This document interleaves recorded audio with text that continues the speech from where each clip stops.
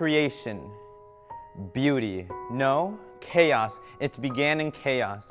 Dark, musky and musty, dim and gloomy. It echoed, and it was empty. Formless and void, kind of like organized Apple versus unorganized Android.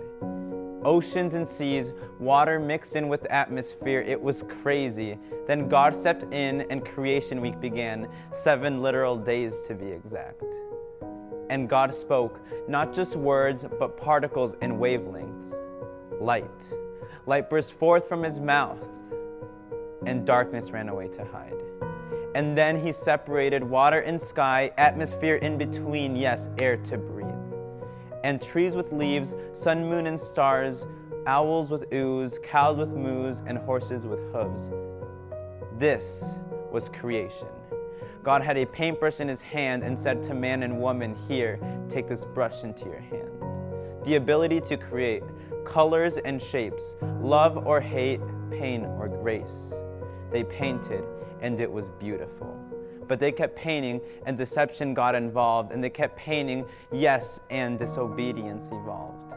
It was chaos, as if God had never stepped in to speak light. It's as if day never existed, it was always night. Sin, a universal cancer. They ate a fruit that promised momentary taste and only death right after. It caused pain. Life hurt. Leaves began to fall for the first time. Tears began to run down their eyes, and for the first time they realized that greed was a crime. Life was pain. Life was awful. So much shame. But that was not the end. Heaven kissed earth. Heaven kissed dirt. Heaven kissed mud. Heaven kissed people with judgment and love. God stepped out of heaven and into earth and painted his heart on the heart of humanity. Love was crucified on a tree, a new tree, not a forbidden tree and not a tree with leaves, not a tree with blessing, but with curse.